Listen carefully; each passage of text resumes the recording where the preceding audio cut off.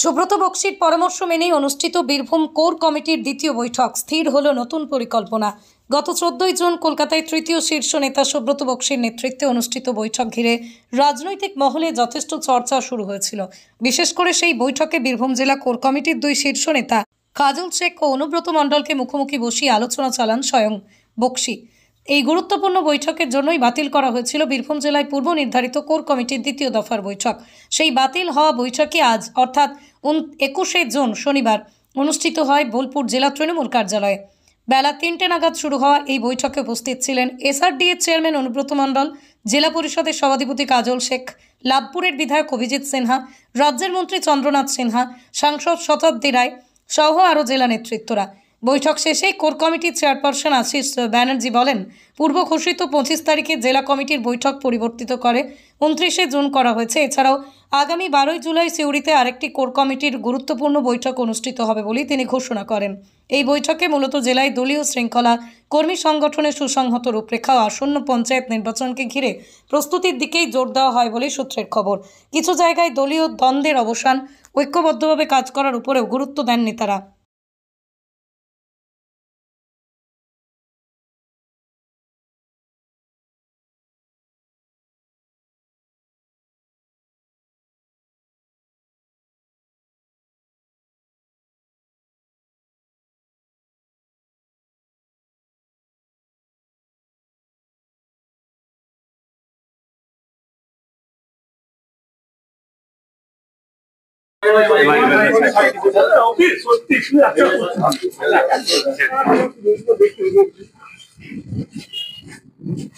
सोमना सोमना कैमरा के पीछे आए, मुंह में टालना।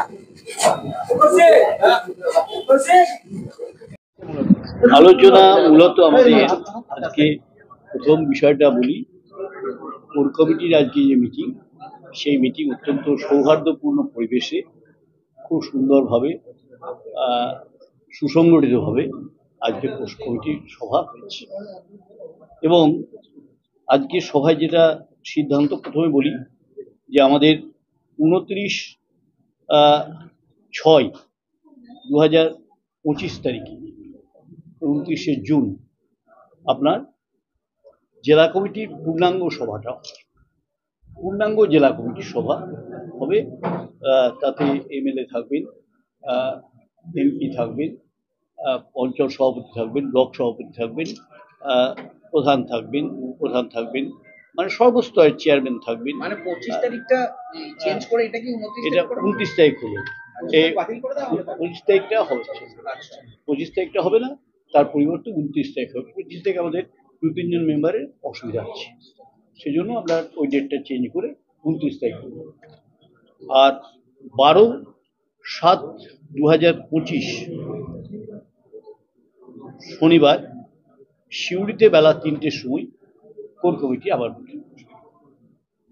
সেটা কারণ আমাদের মমতা বন্দ্যোপাধ্যায়ের নির্দেশ অনুসারে বিভিন্ন ব্লকে ঘুরে ঘুরে, বিভিন্ন জায়গায় ঘুরে ঘুরে, বিভিন্ন সাব ডিভিশনে ঘুরে ঘুরে সভা করার কথা হয়েছে।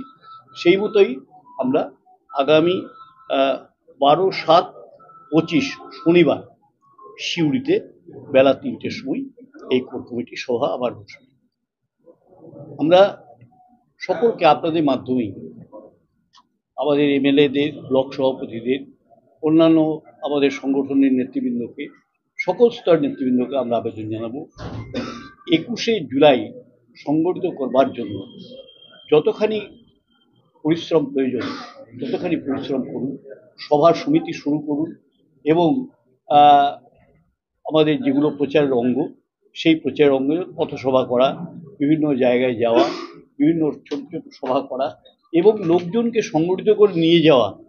এবং আপনারা জানেন সকলেই যে রাজ্যগুলি থেকেও লোকজনের থাকার ব্যবস্থা, ওখানে খাওয়ার ব্যবস্থা থাকে, সুতরাং গেলেও কোনো অসুবিধা কারো হবে না।